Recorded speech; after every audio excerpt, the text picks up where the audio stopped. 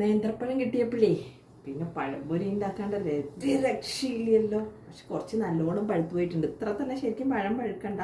Okay, അപ്പൊ കിട്ടിയ സ്ഥിതിക്ക് നമുക്ക് എന്തായാലും ഒരു പഴംപൊരി ഉണ്ടാക്കാം.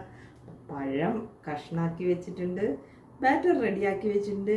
ഞാൻ ഫുൾ വീഡിയോ ഒന്നും എടുത്തിട്ടില്ല കേട്ടോ. ബാറ്റർ എങ്ങനെയാണ് വേണ്ടത് എന്ന് വേണ്ടവരൊന്ന് ചോദിച്ചാൽ കമൻറ്റ് ചെയ്ത് തരാം കേട്ടോ. അപ്പോൾ ഇനി എന്താ, എണ്ണ ചൂടായിട്ടുണ്ട്.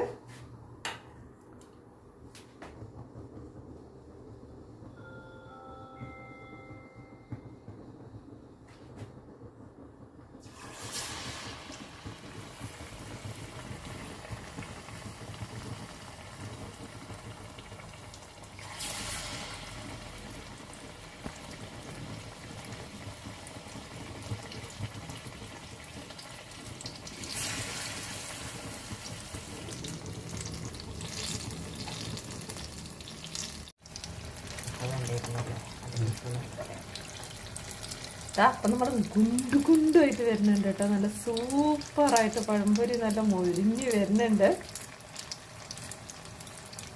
ഒന്ന് ബ്രൗൺ കളറായാൽ നമുക്ക് എടുക്കാം കേട്ടോ. നല്ല ഒച്ചയിലുള്ള നല്ല ക്രിസ്പി ആയിട്ടുള്ള നല്ല അടിപൊളി പഴംപൊരി റെഡി ആയിട്ടുണ്ട് കേട്ടോ.